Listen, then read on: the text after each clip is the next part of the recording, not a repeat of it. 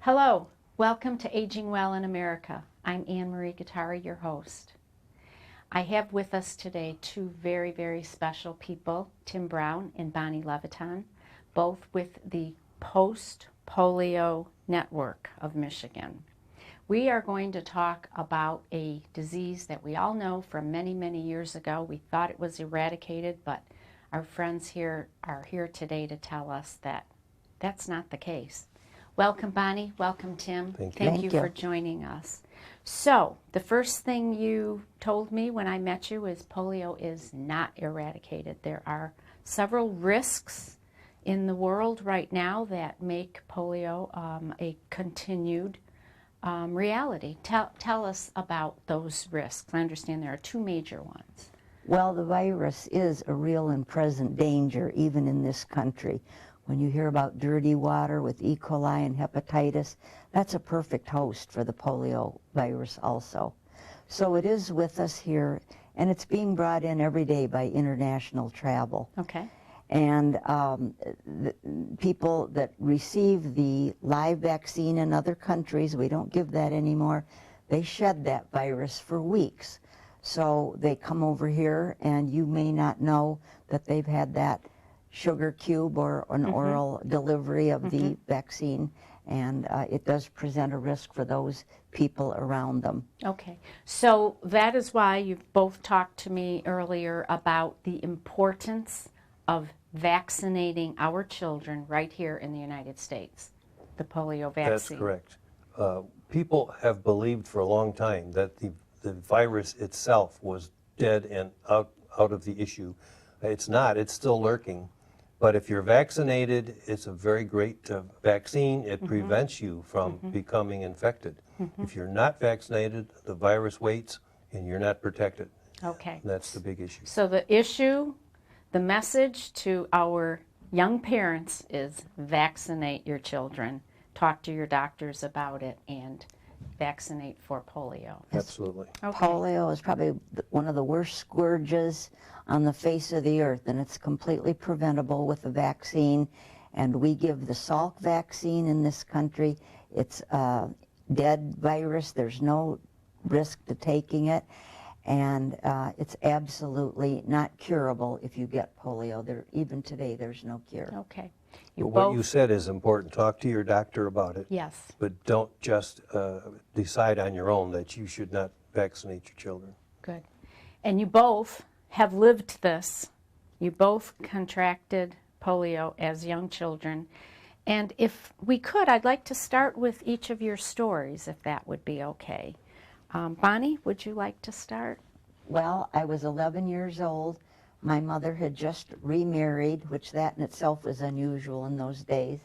And What year was it? 1951. My mother actually had been married to this man before and remarried him.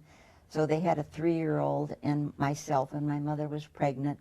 And my stepfather wanted us to go to Pennsylvania to visit his family, and that's where I contracted polio. So what were the first symptoms that you felt, and what happened? Well, when we got immediately? home from the drive in the evening, I couldn't get into my upper bunk. I was too weak. I had a fever. And in those days, people didn't run to the doctor as easily. And it hit that quickly. It Yes. was that fast. Yes, but my mother just thought I was overly tired from the trip and told me to just go to bed. It'd be better in the morning. In the morning, clearly it was not better. And she didn't have a car, so she had to talk to my stepfather about getting a ride to work. And she took me over on Harper Avenue to a Margaret Zolliker. A doctor. Doctor, yes. And she took one look at me and said, "Can you put your chin to your chest like this?" And I could not. She said, "This child has polio. My goodness. You need to take her immediately to Children's Hospital downtown and get a lumbar puncture." By the time I got downtown, I was just about unconscious. I was in a coma for probably 10 days, and there's nothing you can do for the person during that time. When they come out of the coma, they assess you. You're no longer contagious, and then they can assess you for what kind of rehab. So what happened might to be you? helpful. You were in the coma for I was in the 10 coma days? for about 10 days, yes. And if you're lucky, you don't die in the coma, and you come out and they give you an assessment. And that's what happened with you. You came Right. out, you had the assessment, and then you went to rehabilitation. I went to Sister Kenny Polio Hospital. It was out in Pontiac on Okay. Telegraph Road, and spent from August till January having painful, lengthy physical rehabilitation. Wow. So at the end of that 6 months, you came home, and you're 11, 12 now, and you're living a fairly normal childhood? Well, What- I what walked happened with from there? walking sticks. Yes. There's a picture There's a here. picture of you with Yes, this. I was just learning to walk there. They were leather straps that went around your arms, and I had to walk with those when I first came home. Okay. I fell a lot, so I couldn't go out by myself much. Okay. But after about a year, somehow, I don't know how, you just forget about the trauma of it, and And you when go you can forward. walk as well as I could by then, you think you're cured. Yeah. And I Okay. had a lot of problems in my adult life, but I never dreamed it had anything to do with polio. So we'll get back to those adult Okay. symptoms in a moment. I'd like to hear Tim's story, please. My story, I think, is very similar to many. I was a child as well, but younger, 5 years old, 1953. Okay. I had also been on a picnic, and I came home at the end of the day, and it was aches and pains, and I think headache, and it just felt horrible, and we had doctors who made house calls. Mm-hmm. And the doctor came and checked me over, and I was sent to the Herman Kiefer Hospital downtown in Detroit, which is where many Detroit area people went. I too had the spinal tap, as it was also called. Very painful procedure where they draw fluid from your spine. That's the only way they could determine for sure if you had polio. And I was admitted immediately because it was determined that I did. And I do recall at 5, some of it's blurry, but Sure. I remember getting up that night out of bed. My leg didn't hold me, it collapsed. And from then on, I was in the hospital recovering for months. And the same treatments that most people had at that time, hot packs, wool packs, therapies, basically learning to walk over again. Sure. How long did that take? I believe I was hospitalized for 4 months, and by the time I was released, I could more or less walk okay. So now you're 6, you're still 5.5, 6 years old. Going on 6, yeah. You're a child. Do you remember then, did it take some time for you to be able to kind of catch up to the other kids, or did you? Well, I remember that I was between kindergarten and first grade. And so when I started first grade, I went through first grade with the other kids. They held me back, I believe, in the second grade to repeat. And then they double promoted me later because they didn't need to hold me back. But yeah, there was a catch-up period. Why did they hold you back? Well, I went from a public school to a Catholic school. Oh, and okay. I think the curriculum was just that much different. I see. Okay. All right. It didn't have to do with you missing school or anything. Partly, but Oh, okay. I happen to have my problem mostly in the summer months. I see. Okay. So at this period of time, this was not uncommon. Bonnie, you told me earlier that when you went to Children's, there were children everywhere on beds and stretchers. They weren't necessarily all there with polio symptoms, but polio was a big problem then and relatively common. In the early 50s, through the mid 50s, I think the largest outbreaks were around then. And I do recall that I was in a ward with bed after bed after bed just next to each other. We were quarantined, Yes. couldn't have any visitors, parents couldn't come in. And that's what Herman Kiefer was. They had tuberculosis patients in one building and polio patients in another.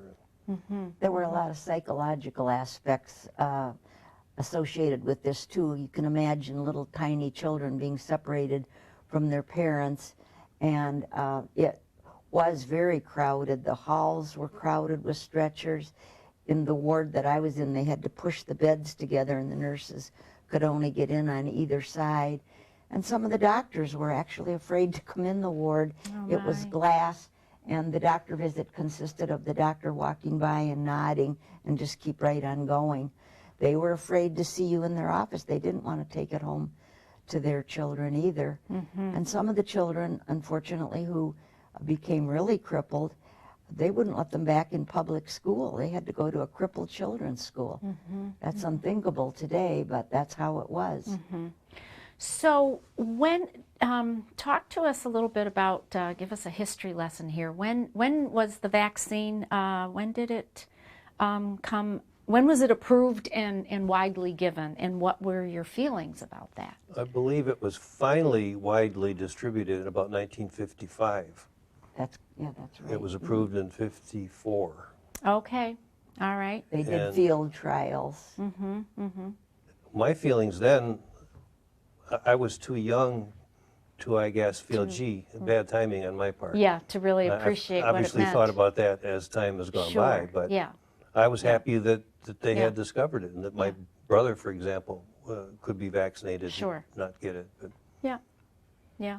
So there are three very important and powerful organizations in the Detroit suburban area that you recommend people with post-polio syndrome, and I'd like to talk about that in a minute. But first, let's talk about these three entities.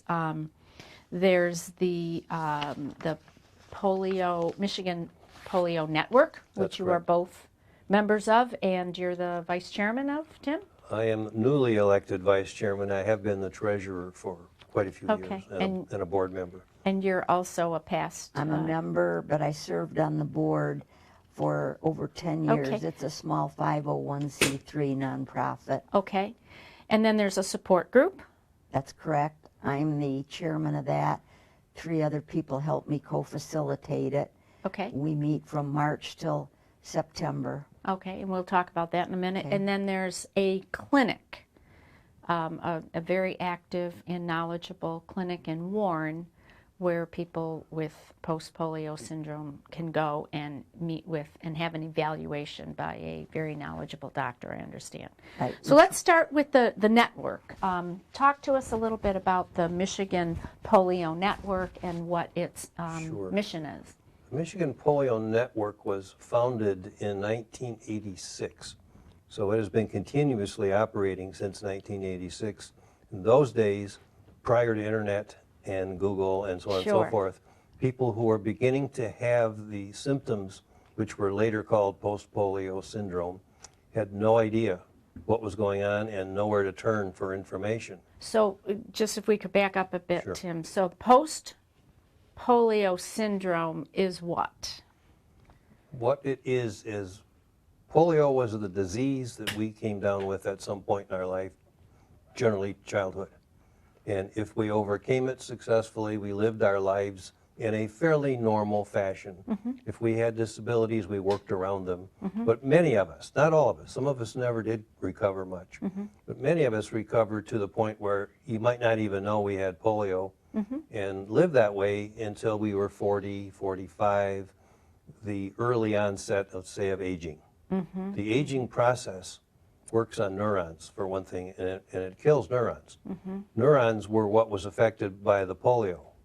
And so we have a limited amount of neurons, whereas most people have unlimited amounts, more or less. They have plenty of reserve. As the neurons die off, we begin to lose ability again. The once okay leg becomes weaker. And that's what happened with And you. that's what happened in my case. And so we began to experience symptoms similar to the symptoms we may have had when we had the actual disease. And the fear was at first polio is returning. It's been dormant in you all these years and it's returning. It was finally determined that no, it's not returning, it's the late effects I see. of the polio that you had Okay. earlier. It's a slow progressing neuromuscular condition, Okay. and it can leave you just as disabled, if not more so, than when you had the initial viral attack. Oh my. So you had it as a child. You beat that, if you will. You had a word for it. What did you call it? A passer? Well, some of the polio survivors, and I was one of them, recuperated enough that I could pass for normal. Pass for And they called them passers. And your parents were very happy about that because they didn't want anybody to know you had polio. It was something that you just didn't discuss. There's nothing to even compare it to today. Some people couldn't sell their homes for years after someone had had polio in it because they didn't know if the virus was still there. So they wanted you to pass for normal I see. and go back to regular school and go out and play and forget about it. Some of the children that were very crippled or disfigured had to go to crippled children's school. But yes, the passers, and we began to believe it over all those years. We thought we were normal. And then you also talked about the kind of an inner mantra where you just kept going. You kept telling yourself just to keep going, right? Well, that was all part of the rehab. Never quit, never give up, never say you can't. Just keep going no matter what. And through sheer will and determination, some of us, including me, were somehow able to walk again. Sometimes the doctors today will say, I don't even know how you walk. So that, I mean, that served a purpose, but then you It become a did. certain age, and that's not necessarily a good No, thing to do. We had to not make any excuse. Right. We just wouldn't do that. Most polio survivors that I've come across in later years seem to be the type A personality. I'm going to do it. One way or another, I'm going to do it. And then they used to tell us, the motto was, use it or lose it. And we lived our lives basically believing that that was true. So if it's hard, push on. You can still do it. It served us well It for a did. short period of time, but it produced more damage that we didn't know was going on. It damaging more of those motor neurons that Tim talked about earlier. So at some point in your life, you mentioned in your 40s, you started to have issues with your legs again, which eventually led to a brace. Yes, that's true. The brace was a result of my finally going, after putting it off, to the St. John Post-Polio Clinic and seeing Dr. Ryan. And that's the one in Warren. That's the one in Warren. Where is it? 12 Mile? It's 12 Mile Shaner. It's on Okay. Shaner, right, Okay. right east of 12 Mile. Okay. And had I gone earlier, I believe I would have saved a little bit of my abilities that I had already burned Really? through. I'm pretty sure of that. How yeah. long of a period of time did you wait? Well, that's, again, part of our makeup. Yeah, We don't need help. We Right, can do right. this. So probably too long. So what's your message to people who are in their, in their, not elderly by any means, but middle age, and they're starting to feel something just isn't right? If they're polio survivors, Yes, if they're polio Yes. survivors. get an evaluation ASAP. Find a knowledgeable doctor. Dr. Ryan is a physiatrist. It's a rehabilitation clinic. And those seem to be the types of doctors, the few that there are, who have spent the time to learn about polio, who you need to see. And we'll have the address and the phone number for that clinic at the end of the show here running on the... That clinic is only one of about 30 in the whole United States. and- Really? And I do volunteer work there, and we have people come from all over. We even had somebody from British Columbia, because help for this is far and few between, and some doctors misdiagnose it as chronic fatigue or fibromyalgia. And if you get the wrong therapist that sees weakened muscles and wants to strengthen them, again, they're going to push you, and they're going to do unintentionally more damage. Sure. So you need to go to someone that really knows what they're doing, and you need to become your own advocate. So people who are polio survivors need to tell their doctors right up front. Absolutely. They absolutely do. That brings up another issue, however. The medical schools and doctors for years have gone under the same assumption as society in general, that polio is no longer an issue. And it wasn't taught to student doctors and just medical providers in general, orthotists and all across the board, just assume polio was a non-issue. Sure. So most of the survivors that we talk to all say the same thing. Our doctors really don't know anything about it, and the awareness level has gone just to zero. So the network, the Michigan Polio Network, is doing some research with the medical school at Oakland University, I understand. Yes, Tell we're us a very, little bit very about that. excited about that. The Polio Network has advocated on behalf of survivors for all these years, and the basic function was to educate survivors, and we've done a pretty good job of that. And most of our survivors who are members, we have about 600 active members, Oh, for heaven's mostly in the sakes. state of Michigan. My goodness. But they're spread around the country, but the majority still live in Michigan. Okay. We've educated them with the newsletter, quarterly newsletter. Which We is right have here. a very fine website that is running, that would be the newsletter. The It's website. mailed out to all of our members. The dues to become a member are only $15 a year, and it's basically to cover those costs, Sure. to publish a 20-page newsletter and mail it out 4 times a year. And we would welcome anybody We welcome joining it. You don't members. have to be a survivor. No, you don't. In any event, that's what we did for the years, is educate. Right. Anything new that came along, we make it clear to our people that you should be aware of these things. We've pretty much done that very well, and we're looking for a few other things to do that might help membership. And one, because we hear this over and over, doctors are not aware of polio or post-polio. We thought if there's any way we could make the awareness level go up in any little bit Sure. with doctors, we wanted to try that. So Oakland University teamed up with William Beaumont Hospital and recently established the Oakland University William Beaumont Medical School. That's right. It's a brand new And medical they've just school. graduated this year, their first 4-year class. Yes. And we thought, well, let's look into that. That's a new school. They may be open-minded about Yes. at least listening to us. And we were able to get a meeting with them, and they were. They're educating their students to look at patients as individuals and less as numbers. Yes. That's Sure. that's their difference between that and some of the other medical schools. I thought, well, let's talk about polio. And we had a meeting with some very key people on their curriculum committees and things, and they said, yes, we should do that. Excellent. So this is all new. Yes. We're going to hopefully be involved to some extent with the fall curriculum and just let these aspiring doctors know that polio is not a dead issue. There are patients you're going to see who have got problems, who had polio, and you need to at least be aware that their problems are different than the average person who's just aging, period. Excellent. And so we're working on that now.